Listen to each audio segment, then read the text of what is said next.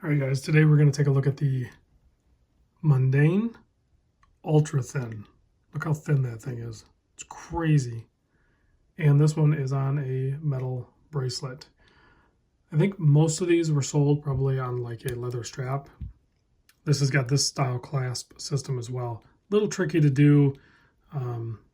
This one is easier than some of the ones I've handled, but you got to be careful not to drop it when you're taking it off and putting it on.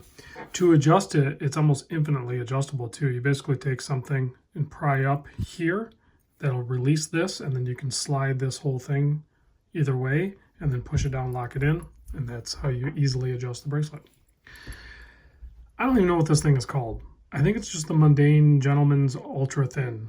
On the back there is some numbers, 30350/S1. That'll also bring you up some information on it. I had a hard time finding this watch. It must be discontinued. I cannot find a current listing for these. So case size on this, 41 millimeter, 47.5 lug to lug. Sapphire crystal, 6.95 millimeters. So it's just under 7 millimeter thick, all the way from the bottom to the top of the sapphire crystal. 22 millimeter lug width, a 4 millimeter crown, and with the strap it's weighing in at 89 gram. It is very comfortable on wrist. So this little 4 millimeter crown, you just pop it out because it's time only. It's going to hack the quartz movement and then you can adjust it.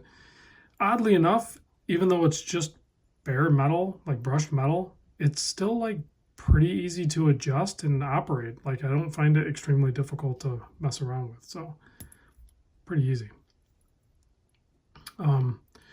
This is using the Ronda 783 HH2 quartz movement, which has 5 jewels in it, so it's actually a jeweled up quartz movement.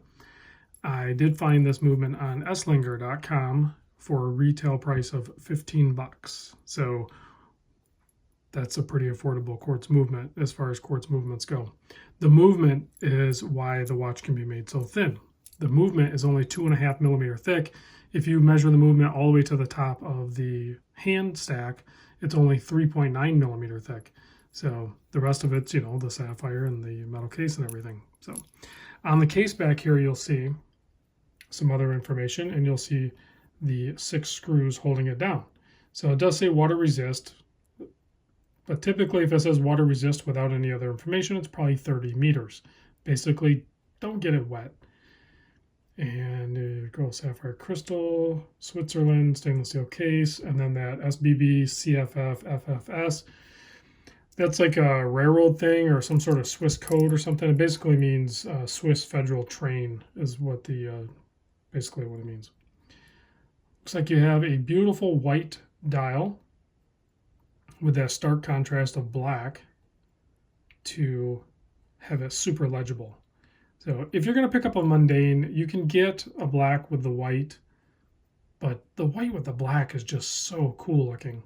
And then that huge red second hand with the ball at the end there. That's like beyond, I guess it's a lollipop still. So just a very clean, elegant looking watch. And crazy thin on this one, for sure.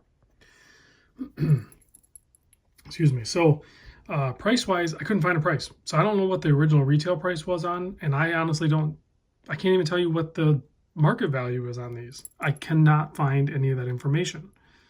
So really, I'm just kind of showing you the watch and giving you what little information I have, which unfortunately, I think I've exhausted it. I don't think I have any other information for you. So big thanks to my buddy Joe for sharing this watch and many other watches with the channel. And thank you for watching. There's no lume on this, so there won't be any lume shot. And I'll see you on the next vid.